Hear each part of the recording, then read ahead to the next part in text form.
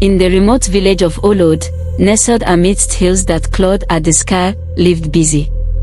Not yet a woman, barely past girlhood, she carried the weight of the world on her slender shoulders. Her father, a humble vegetable farmer, was the bedrock of their family, and now, he lay stricken with a fever that burned him from the inside out. Each day, Busy's mother, her face etched with worry, sold meager portions of vegetables at the market, the coins barely enough to buy the simplest herbs. Her brother, Deli, usually a whirlwind of energy, now moved with the quiet resignation of someone who knew things were terribly wrong. One sweltering evening, Busy trudged to the stream, the clay pot digging into her shoulder. As she reached the water's edge, the weight of her helplessness crashed down on her. Tears streamed down her face, blurring the fiery sunset. She began to sing a mournful song, an ancient melody her mother often hummed in times of hardship. The sound, raw and filled with despair, echoed through the lonely valley. Darkness crept in, the silhouettes of trees morphing into grotesque shapes. Exhaustion pulled at her, and she drifted into a fitful sleep beneath the gnarled arms of an ancient Iroquois tree. A sudden, piercing cold jolted her awake. Her eyes snapped open, and a strangled gasp escaped her lips.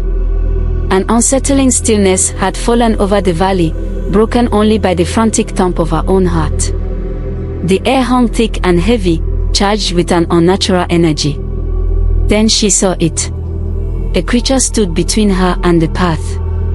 It was canine, a dog larger than any she had ever seen, its fur a sleek, unnatural black that seemed to absorb the faint moonlight.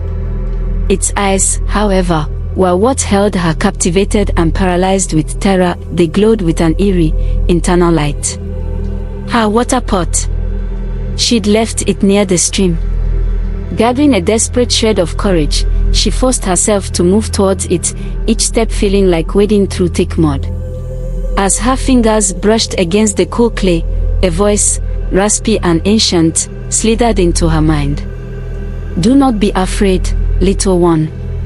Busy recoiled, her blood turning to ice. The voice hadn't come from outside her head, but from within. Her eyes darted around, searching for the source, but there was only the menacing dog, its glowing eyes fixed upon her. "Why you spoke to me," she stammered, her voice barely a whisper. The dog tilted its massive head, an unnerving glint in its eyes. "I heard your sorrow, child. The valley remembers much. I can offer you a solution, a way to ease your pain." Busy's mind reeled. This couldn't be real. Yet, the oppressive atmosphere, the unnatural glow of the dog's eyes, the voice that echoed in her skull, it all felt terrifyingly tangible. What do you want?" she managed, her voice trembling. The dog took a step closer, its shadow engulfing her. "Loneliness weighs heavy on me, little one. I only ask for your companionship. Sing to me each time you draw water, share your stories. In return, I can offer you wealth. Enough to save your father." A low growl rumbled deep within the dog's chest, and a small, intricately carved calabash materialized seemingly from thin air, resting at its paws. "Each time you sing, this calabash will be filled with riches when you return home."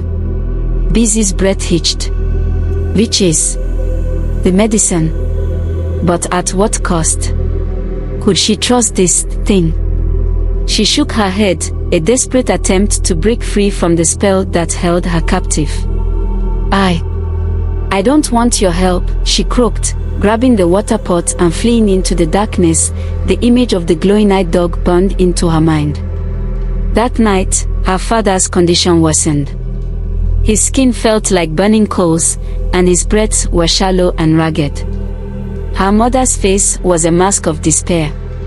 Busy knew, with chilling certainty, that time was running out. The next day, driven by a desperate hope and knowing fear, Busy found herself once again at the stream. She filled her pot, her hands shaking. Then, with a trembling voice, she began to sing. The mournful melody, now laced with a chilling undercurrent of dread, drifted through the valley. The rustling of leaves heralded its arrival. The dog emerged from the shadows, its eyes burning brighter than before. "You returned," the voice whispered in